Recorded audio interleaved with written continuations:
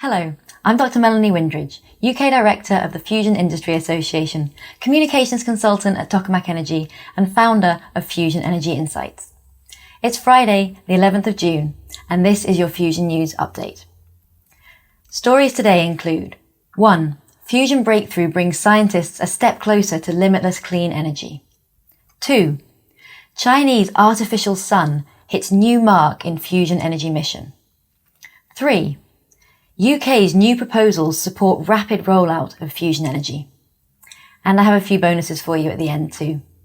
1. Fusion breakthrough brings scientists a step closer to limitless clean energy.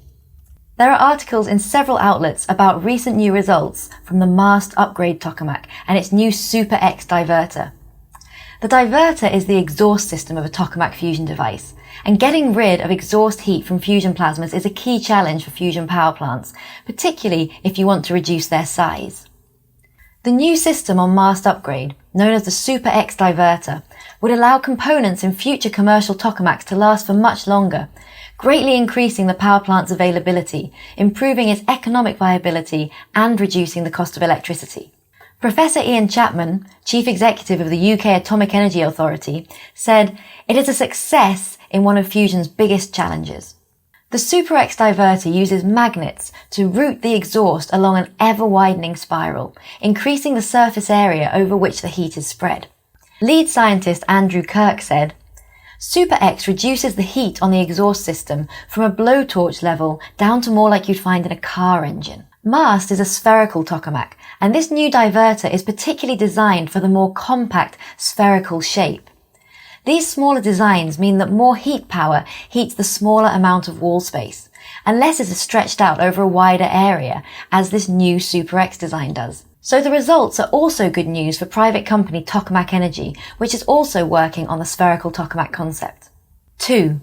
Chinese artificial sun hits new mark in fusion energy mission. China has reached another milestone in its quest for a fusion reactor, with one of its artificial suns sustaining extreme temperatures for several times longer than its previous benchmark, according to state media. The Chinese Academy of Sciences fusion machine, the East tokamak, reached 120 million degrees C and held on to this for 101 seconds, almost 2 minutes. East, a superconducting tokamak, held a plasma for a similar amount of time in 2017, but the temperature only reached a mere 50 million degrees. Then they exceeded 100 million degrees in 2018, but only for 10 seconds. The next step for them would be to maintain these temperatures for as long as a week. Southern University of Science and Technology physicist Li Miao told the Global Times, "The breakthrough is significant progress, and the ultimate goal should be keeping the temperature at a stable level for a long time." 3. UK's new proposals support rapid rollout of fusion energy. A new report has been published by the Regulatory Horizons Council, the RHC, setting out how the UK can support the rapid and safe introduction of fusion energy as the technology develops. This is good news for fusion. I even wrote an article about it for Forbes. The Regulatory Horizons Council is an independent expert committee which identifies regulation required to foster technical innovation. It has made recommendations on how fusion energy should be regulated in light of its inherently lower risk than nuclear alternatives. Focusing on the UK's STEP pilot plant programme, announced in October 2019, the report recommends the following. The Health and Safety Executive and the Environment Agency should lead on developing current regulations. Due to the lower risk associated with fusion than with nuclear fission, the current regulatory approach, led by the Health and Safety Executive and the Environment Agency, is the most appropriate framework, and that the more stringent regulations applied to nuclear energy would be disproportionate. The government should consult with business and the public on its plans for fusion energy in the summer of 2021 and begin a public awareness programme to increase the understanding of the topic. A joint guidance document should be produced by the Environment Agency, the Health and Safety Executive, and the Department for Business, Energy and Industrial Strategy, BEIS, to provide further clarity and ensure confidence in the technology. The UK government has published an interim response to the RHC report and will respond to the report in full in early 2022 after its consultation.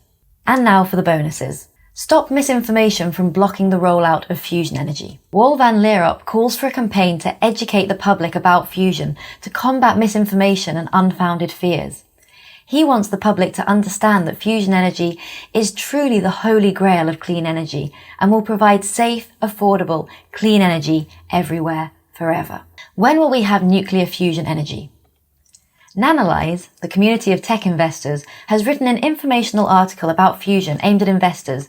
It includes some details on several FIA member companies. It's time for Congress to support fusion energy. US Representative Don Beyer writes in Scientific American that fusion devices for clean, safe, and affordable electricity and industrial heat are making advances and need a push. He says that fusion energy could provide vast amounts of zero-carbon energy at low cost, and that the US Congress needs to get behind this approach, because if they don't, others will, and US economic interests and influence will diminish as a result. That's all for Fusion News this week. Please like and subscribe for more Fusion News and check out the links in the description for more information. Also remember to check out the Fusion News Extra podcast wherever you get your podcasts. Have a great weekend.